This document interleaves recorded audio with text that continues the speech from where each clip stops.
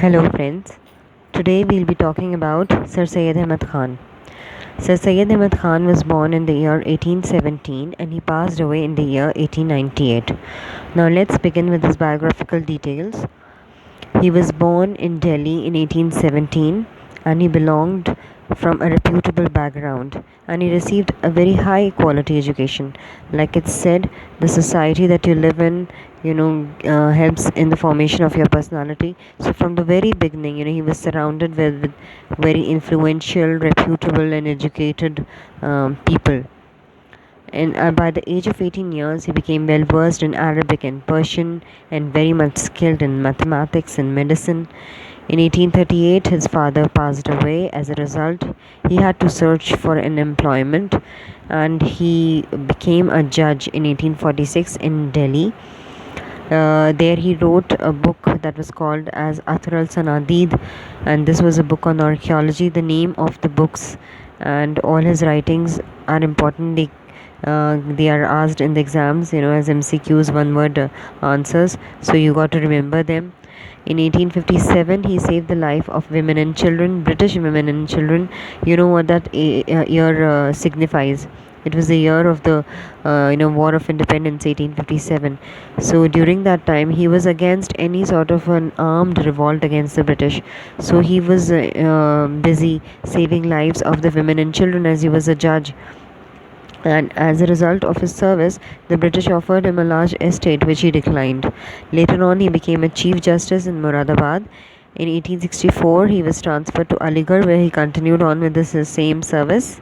And there he worked for the formation of a college as well.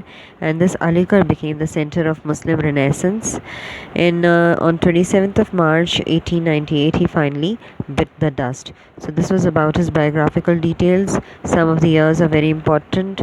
In fact, it's important that you keep in mind, all these years. Okay, now talking about his beliefs. He believed that the Muslims got to now take responsibility to improve their position. Once the War of Independence was over, the Muslims were looked upon as rebels. They were looked upon as non-cooperative by the British, and as the sole community responsible for this War of Independence.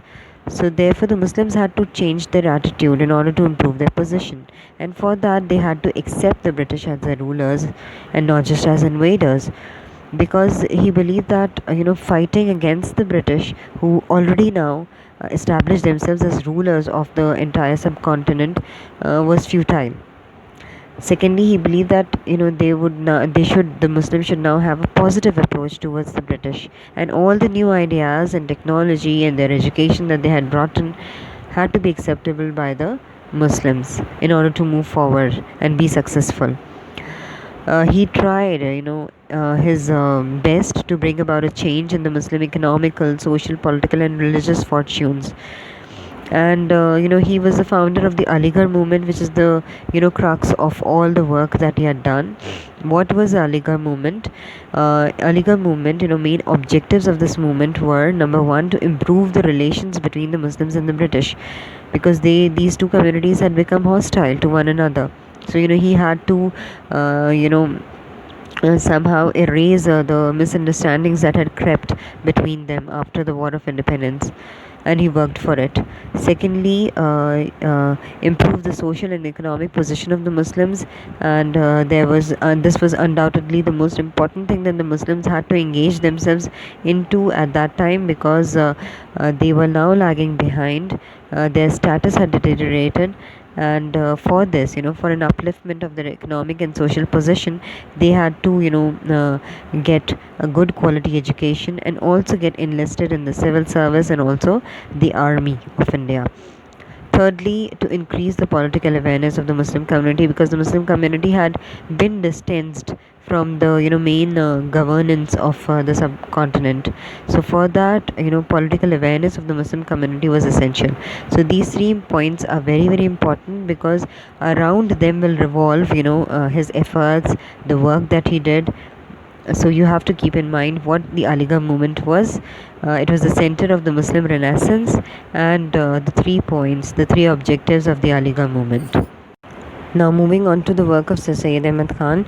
So he tried, number one, like we said earlier, that Aligarh movement, the three objective goals of the Aligarh movement are basically what Sir Syed Ahmed Khan did. So number one was to improve relations between the British and the Muslim communities. He believed that the Muslim composition could be bettered in India only if they improved their relations with the British, because now they were the rulers, undoubtedly. And only after the Muslims attain high quality education, meaning they improve their self-worth, only then would they be able to strive in a better way in India. So he believed that there were two obstacles to the good relations between the British and the Muslims. And what were they? There were certain misunderstandings between both of them. The War of Independence, 1857, because that was responsible for the position that the Muslims were in. This war had defamed the Muslims completely. They were looked upon as rebellious and unhelpful by the British. So he had to clear that. And then the Muslims, on the other hand, they despised the British. They saw them as invaders, because earlier it was a Mughal empire that had been governing the subcontinent, and now they saw them as, the British as an interference in their land. So they saw them as invaders, and they also saw the invasion of the British as a threat to Islam. And there were also evidences suggesting that there were certain forcible conversions taking place in India. So they saw the coming of the British as a threat to Islam. And some of the Orthodox Muslims, they could just not reconcile with the Western ideas that the British had come up with, the technological changes that they brought with them. It was unacceptable for the Muslims. So now, to improve the relations between these two communities, Sir Syed had to work on two fronts. Firstly, to convince the British, and secondly, he also had to convince the Muslims. Now let's look upon how he convinced the British. In 1860, he wrote The Loyal Mohammedans of India.